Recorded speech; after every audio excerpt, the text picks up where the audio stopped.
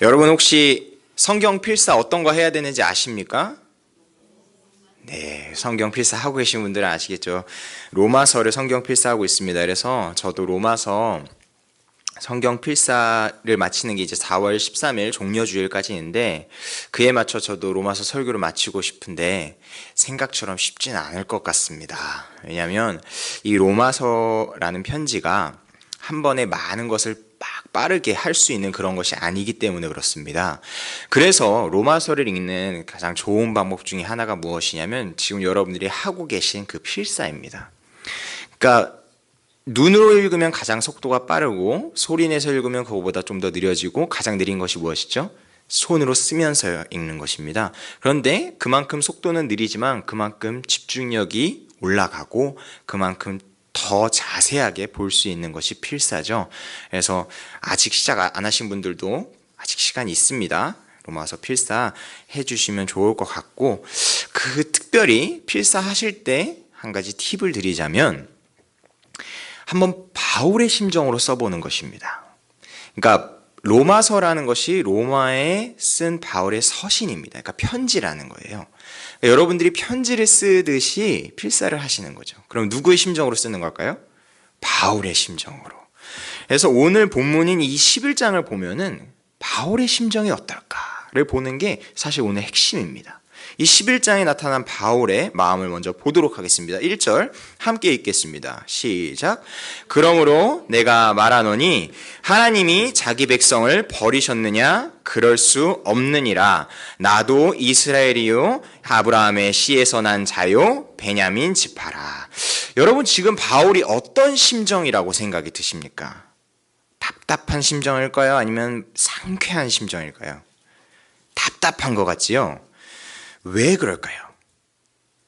그 이유는 우리 로마서 9장부터 계속 살펴봤지만 자신의 동족인 이스라엘이 무엇을 거부했기 때문입니까? 복음을 거부했기 때문에 그렇습니다. 근데 그 복음은 무엇이냐면 결국 예수 그리스도예요. 다시 말해서 예수 그리스도를 거부한 것이에요. 그래서 바울은 마음이 답답한 겁니다. 근데 왜 답답하냐? 자신도 사실은 누구였어요? 그 유대인들처럼 예수 그리스도를 거부하던 사람이었어요. 그렇죠. 그런데 그때는 사울이었는데 이제는 바울이 되었잖아요. 바뀌고 나니까 이제 보이는 거예요. 이 예수 그리스도가 거부했어야 되는 인물이 아니라 하나님께서 허락하신 새 길이요 우리에게 구약부터 약속되어진 메시아구나 라는 것을 바울은 깨달은 것입니다. 다시 말해 그의 미래가 확장이 되고 열린 것이에요. 그러니까 보이는 것이죠. 그런데 유대인들은 어떻습니까? 보질 못하는 거예요. 마음이 답답한 겁니다. 그래서 이 유대인들과 같은 동족이라는 것을 바울은 강조합니다. 나도 이스라엘이냐? 나도 아브라함의 씨에서 나온 사람이야. 하면서 같은 마음이라는 것을 공유합니다. 그런데 이 유대인들을 향한 이 마음을 바울은 그러면 어떻게 설명하느냐? 오늘 누구를 얘기하면 엘리야를 얘기하고 이사야를 얘기하고 다윗을 얘기합니다. 그러니까 이 구약에 나오는 선지자들과 왕을 통해서 자신의 마음이 얼마나 답답한지를 표현하는데 먼저 엘리야를 보도록 하겠습니다. 2절부터 4절까지입니다. 제가 교독하고 마지막 절 함께 읽죠.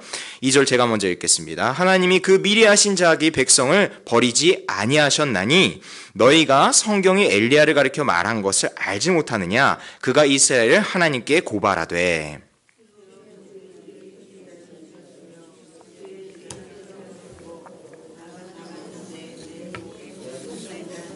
4절 함께 읽습니다. 그에게 하신 대답이 무엇이냐? 내가 나를 위하여 바알에게 무릎 꿇지 아니한 사람 7,000명을 남겨두었다 하셨으니. 여러분 이 얘기 잘 아시죠? 엘리야가 지금 어떤 심정입니까? 옆에 있는 선지자들이 다 죽었어요. 그리고 완전히 황폐해진 겁니다. 그러니까 엘리야의 눈에서 보기에는 지금 하나님을 따르는 신실한 백성이 없어요. 엘리야가 그런 다음에 어떻게 하나님께 얘기합니까? 저렇게 선지자들을 죽인 자들이 누구의 목숨도 쫓는다고요? 내 목숨도 쫓는다고요. 지금 엘리야의 마음이 어떻습니까? 아주 공고한 상태에 있습니다. 그리고 외로워요. 왜요? 주변에 믿는 자들이 없는 거예요. 자기만 남은 것 같은 거예요. 그런데 이 엘리야의 심정이 지금 누구의 심정과 같아요? 바울의 심정과 같은 겁니다. 바울도 지금 이 엘리야처럼 외로운 겁니다. 왜요? 자신은 유대인에게서 어떻게 보면 그리스도에게로 돌아서서 나왔잖아요. 그런데 그 유대인들은 이제 바울을 향해서 똑같이 취급하기 시작한 겁니다. 조롱하는 겁니다. 변질됐구만.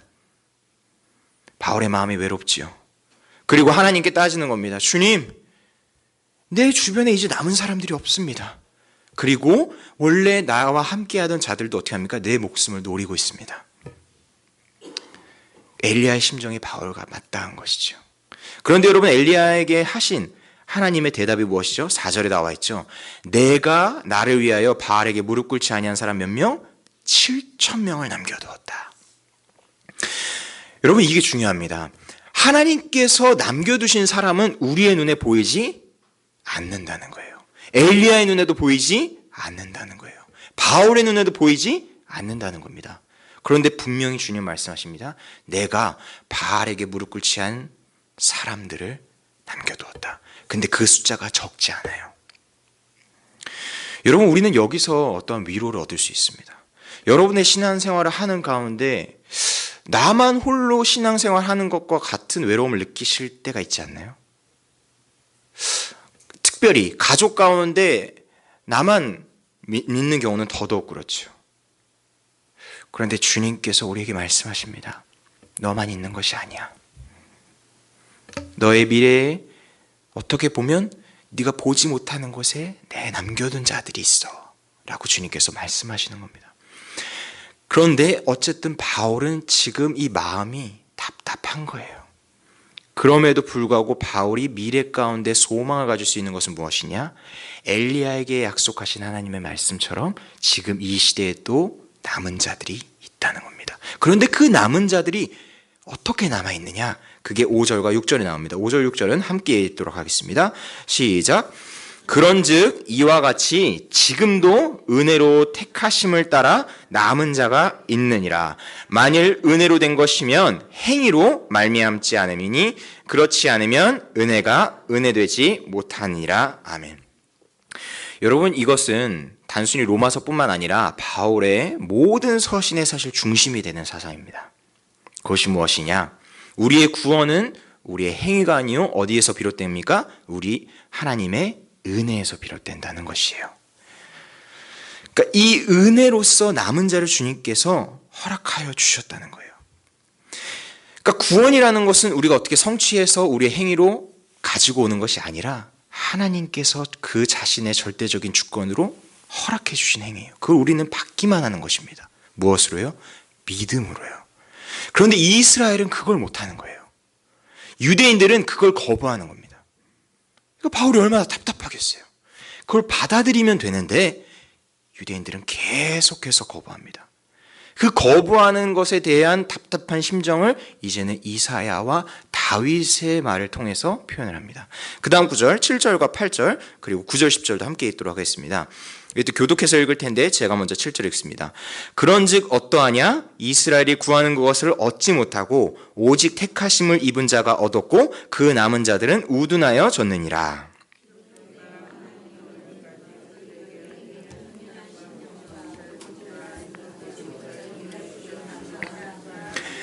또 다윗이 이르되 그들의 밥상이 올무와 덫과 거치는 것과 보응이 되게 하시옵고 함께 읽습니다. 그들의 눈은 흐려 보지 못하고 그들의 등은 항상 굽게 하옵소서 하였느니라. 아멘. 여러분, 여기서 우리가 주의해야 될 것이 있습니다. 7절을 보시면 잘 보십시오. 이스라엘을 구하는 것을 얻지 못하고 오직 택하심을 입은 자가 얻었고 그 다음 뭐가 나옵니까? 그 남은 자들은 어떻게 되었다? 우둔하여졌느니라. 그래서 우리가 이 개역 성경으로 이것을 읽다 보면은 오해하기가 쉬워요. 왜냐하면 주님께서 남은 자들 앞서 4절에나 여기 남은 자가 있다라고 해 있는데 이 7절을 보면 또 남은 자가 나오는데 그 남은 자가 어떻게 된대요? 우둔하여진대요. 여기서 우둔하다는 건 완악해진다는 것, 마음을 강팍하게 먹는 부정적인 의미이거든요. 그런데 앞에서 쓰인 남은 자들은 하나님의 택하심을 받은 자들입니다. 근데 똑같이 남은 자로 쓰니까 우리가 헷갈리기가 쉬워요. 여러분, 이거 어떻게 이해하시면 되냐면 이 7절에 나오는 남은 자들은 어떤 남은 자들이냐면 택함을 받지 못한 자들, 그러니까 부정적인 남은 자들입니다. 같은 남은 자라 그래서 똑같은 남은 자가 아닌 거예요. 이거 헷갈리시면 안 되고, 근데 그 남은 자들, 이 7절에서 말하는 이 남은 자들이 유대인들과 같다는 것입니다. 근데 이 유대인들의 마음이 완악하여졌어요. 강팍하여졌어요. 그래서 그것에 대해서 이사야의 말씀을 빌려서 바울이 얘기합니다. 8절을 보시면 하나님이 오늘까지 그들에게 어떻게 합니까? 혼미한 심령과 보지 못할 눈과 듣지 못할 귀를 주셨담과 같으니라. 이 절을 보시죠. 여러분, 눈은 어떤 역할입니까? 보는 것이죠. 귀는 어떤 역할입니까? 듣는 것입니다. 이게 있어요. 눈과 귀가 있어요. 그런데 어떻게 합니까? 보지 못하고 듣지 못한다는 겁니다. 근데 여러분, 이 구절을 복음서에서도 보시면 예수님이 누구를 가르쳐서 말할 때 이 구절을 사용하십니까? 바리새인들 지적하실 때 얘기하잖아요. 너희가 눈은 있는데 보질 못하고 귀는 있는데 듣지 않는다. 왜 그렇습니까? 그들이 이미 마음을 정한 거예요. 어떻게 정한 거예요? 나는 따르지 않겠다. 나는 예수 그리스도를 따르지 않겠다라고 마음을 정한 겁니다. 그거를 성경에서 완고하다고 하는 거예요. 그 완고한 마음을 정해버렸어요. 그러니까 어떻게 돼요? 눈이 있어도 못 봐요. 귀가 있어도 못 듣는 겁니다. 여러분, 이게 어마어마한 저주인 겁니다. 다윗이 또 거기에 대해서도 얘기를 했어요. 그러한 다윗의 그 기도를 보시면 어떻게 되어 있냐? 주님, 그러한 자들 어떻게 그들의 밥상이 올무가 되고 덫과 거치는 것과 보응이 되게 하시고, 그러니까 다시 말해 그들이 원하는 것이 그들에게 오히려 함정이 되게 해달라는 거예요. 왜냐? 그들의 마음을 이미 완악하게 먹었기 때문에. 지금 바울의 마음이 이와 같다는 겁니다. 엘리야의 마음과 같고 이사야의 마음과 같고 다윗의 마음과 같다. 그치? 어마어마하게 답답한 거예요. 이 심정을 가지고 여러분들 로마서를 보셔야 돼요. 특별히 9장부터 11장까지 읽으실 때는. 그러니까 우리가 이제 11장 초입에 딱 들어왔잖아요. 그때 바울은 계속해서 이것을 언급하는 겁니다. 이스라엘인들아, 이 어리석은 자들아, 내 마음을 좀 받아오. 이렇게 답답해. 여러분들은 언제 답답함을 느끼시나요? 여러분들이 신앙생활하면서 언제 답답함을 느끼세요? 우리는 보통 답답함을 느끼는 게 언제냐면 드라마 볼 때 답답해요. 영화 볼 때도 답답하죠. 그러니까 왜 드라마나 영화 볼 때 답답해요? 뻔히 하면 안 되는 건 줄 아는데 그 배역은 어떻게 하죠? 그거를 해요. 거기 가면 안 되는데 거기에 가요. 그 말을 하면 안 되는데 그 말을 합니다. 그래서 여러분, 그 외국 공포영화 같은 데는 어떤 법칙이 있대요. 어떤 법칙이 있는지 아세요? 무조건 주인공이 아무도 살지 않는 집에 찾아간답니다. 굳이 하지 않아도 되는데 거길 찾아가요. 그리고 또 어떻게 하죠? 두드려요. 그리고 아무도 없는데 거기에 뭐라고 얘기하죠? 문을 열면서 거기 아무도 없나요? 또 물어봅니다. 그러니까 우리가 보는 내내 답답하죠. 아니, 거기 가면 안 돼. 그런데 가고, 그거 열면 안 돼. 그러는데 열고, 말하면 안 돼 하는데 말하잖아요. 제가 정말 답답함을 가장 강하게 느낀 한 영화가 있어요. 그걸 소개해드리려고요. 그게 무슨 영화냐면 에베레스트라는 영화입니다. 실제 실화를 바탕으로 만든 영화인데요. 여러분들 에베레스트 아시나요? 제가 문제를 내겠습니다. 세계에서 가장 높은 산의 이름은 무엇일까요? 에베레스트입니다. 어떻게 하셨어요? 오, 역시 고양제일교회 우리 성도들의 수준은 굉장히 높습니다. 에베레스트가 세계에서 가장 높잖아요. 근데 그 산을 그렇기 때문에 올라가기가 쉬울까요? 어려울까요? 무척 어렵습니다. 어마어마하게 어려워요. 그런데 여러분, 이 에베레스트를 오르는 데는 돈도 어마어마하게 듭니다. 일단 에베레스트에 등반하는 그 허가증만 받는데 약 1,000만 원이 든대요. 엄청나죠? 여러분, 북한산 가는데 1,000만 원 내라 그러면 올라가시겠어요? 에베레스트는 일단 입장하려면 입장권만 1,000만 원이 되는 거예요. 근데 그걸로 끝나는 게 아닙니다. 왜요? 에베레스트는 하루 만에 등반할 수 있는 그러한 산이 아니에요.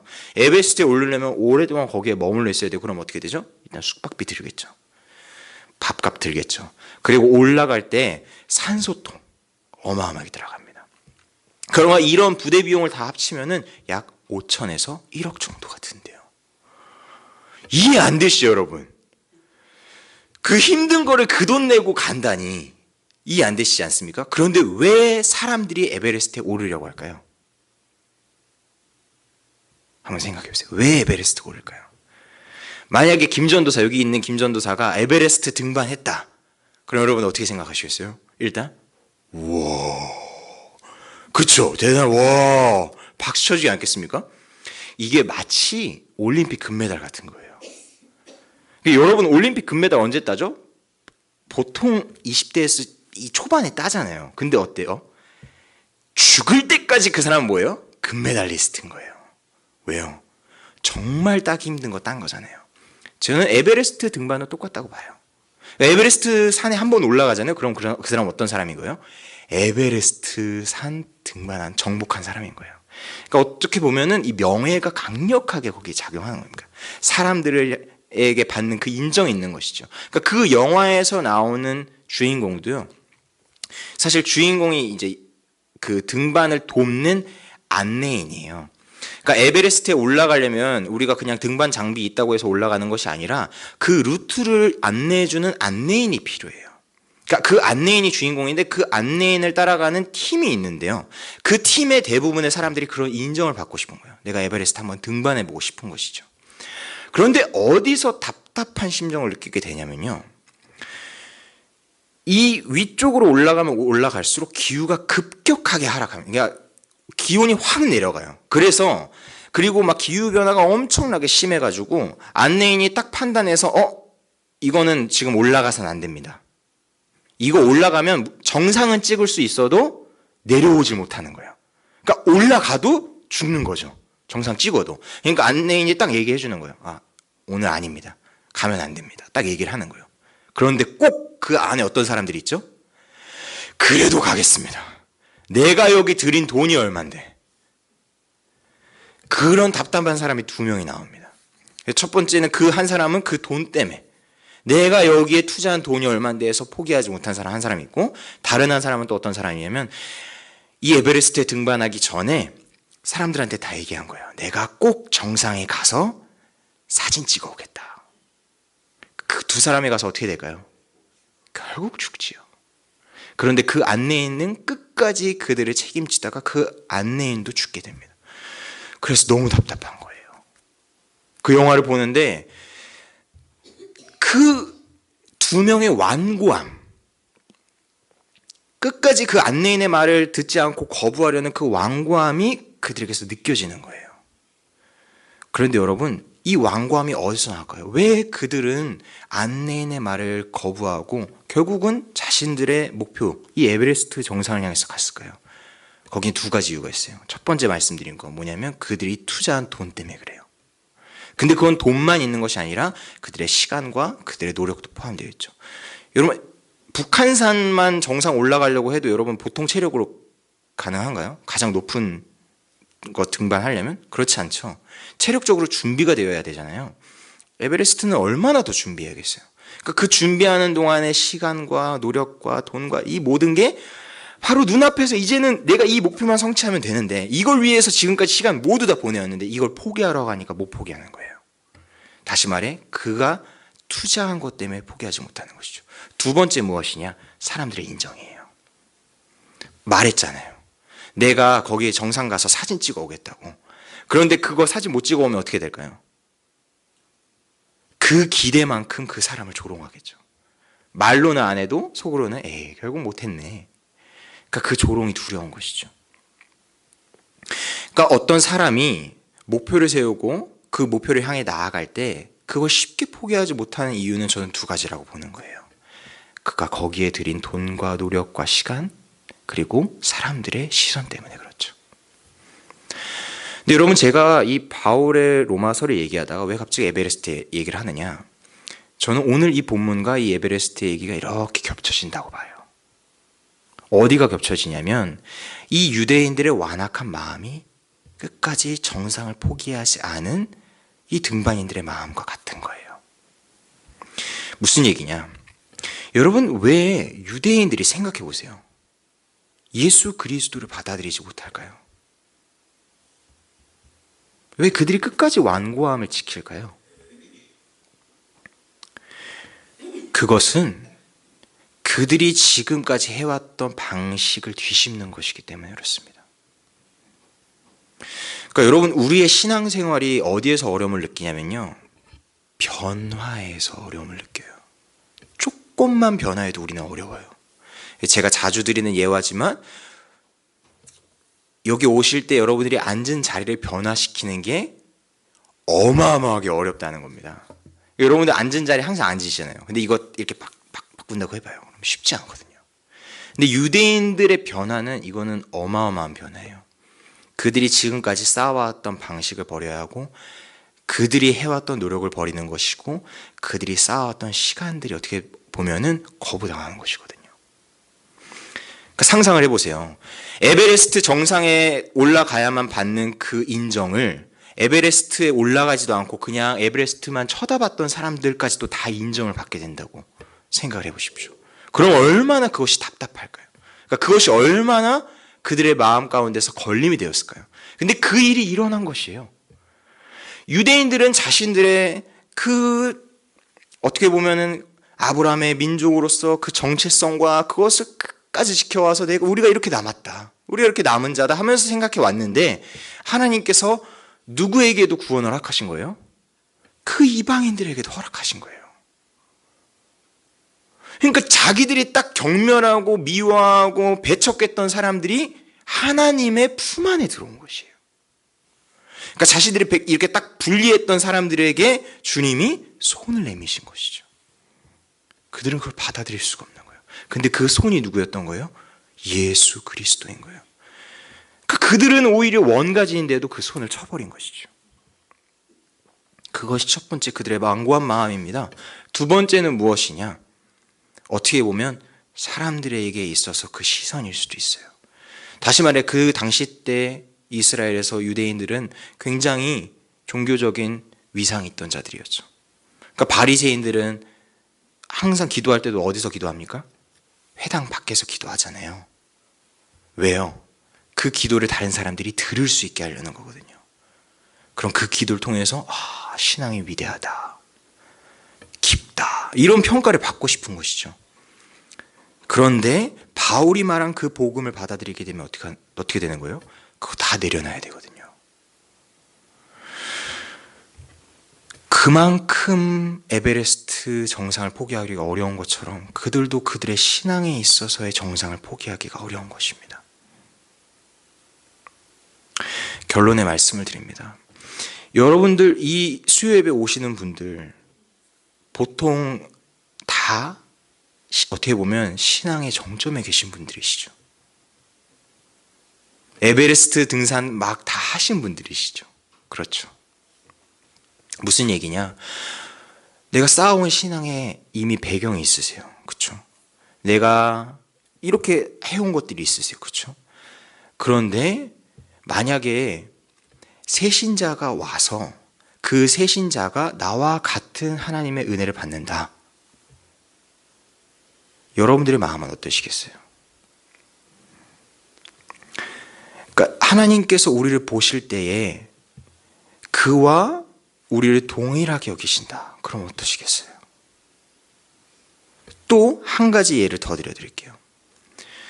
만약에 여러분들이 이렇게 신앙생활 열심히 했음에도 불구하고 여러분들의 미래가 불투명하고 조금 더 부정적이라면 어떠시겠어요?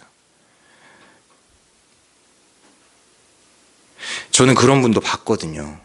그러니까 어떤 분이냐면, 내가 이렇게 기도했는데, 내가 이렇게 말씀 받는데 어떻게 하나님이 나한테 이러한 일을 허락하셔? 그렇게 신앙생활을 하는 모습은 어떻게 보면 바울에게 있어서는 유대인들과 같은 모습일 수 있는 것입니다. 여러분, 우리의 미래를 우리의 손으로 결정하려는 것에서 그런 것들이 시작이 되는 것이에요. 그럼 우리는 어떻게 해야 할까요? 오늘 이 말씀에 나와 있던 것처럼 5절과 6절에 있는 것과 같습니다. 5절과 6절 한 번 더 보도록 하겠습니다. 같이 읽겠습니다. 시작. 그런즉 이와 같이 지금도 은혜로 택하심을 따라 남은 자가 있느니라. 만일 은혜로 된 것이면 행위로 말미암지 않음이니 그렇지 않으면 은혜가 은혜되지 못하느니라. 아멘. 여러분, 유대인들이 은혜를 받지 못한 이유는 무엇이냐? 그들의 열심 때문이었습니다. 그들의 완고함 때문이었습니다. 그들이 쌓아온 것 때문이었어요. 그런데 이방인들이 은혜를 받은 것은 무엇 때문이에요? 그들이 가진 것이 없었거든요. 그들이 쌓아온 것이 없었거든요. 그러니까 예수님께서 말씀하실 때 부자가 천국에 들어가기가 어렵다라고 하신 게 이런 의미가 있지 않을까 저는 생각을 합니다. 무슨 얘기냐? 여러분, 가난한 사람은 가진 걸 포기하기가 쉬워요. 왜요? 가진 게 없으니까요.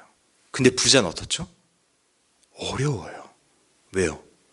가진 게 많으니까요. 이 복음도 그래요. 복음이 우리에게 공짜로 주어지고 우리에게 있어서 은혜로 주어지면 다 복인 줄 아는데 그렇지가 않다는 거예요. 유대인들은 오히려 그게 싫은 거예요. 왜요? 지금까지 자신들이 해오던 방식이 있으니까. 저는 이게 신앙생활에 있어서 가장 어려운 점이 아닐까 합니다. 그러니까 우리가 계속해서 염두해야 되는 것은 무엇이냐면 우리의 신앙을 늘 다시 새로움의 관점으로 보셔야 돼요. 내가 지금까지 해오던 것들을 계속 탑쌓듯이 쌓는 것이 아니라 나의 행위는 아무것도 아니요 오직 주님의 은혜가 나를 여기까지 인도하여 주셨다. 그러면 어떠한 마음이 될까요? 결국은 겸손한 마음이 되는 것입니다. 그러니까 주님께서 나의 미래를 책임지고 계시기 때문에 나는 아무것도 안 해도 된다가 아니라 나의 행위로 주님을 움직이려고 하지 않는 거예요. 내가 해온 신앙생활로 주님을 움직이려고 하지 않는 거예요. 오히려 여기까지 왔지만 주님, 나에게 안전한 미래가 없더라도 나는 감사하겠습니다. 왜요? 여기까지 온 것도 다 은혜였기 때문에. 항상 그렇게 은혜를 고백하게 되는 고향제일교회 되길 주님의 이름으로 축복합니다. 기도하겠습니다.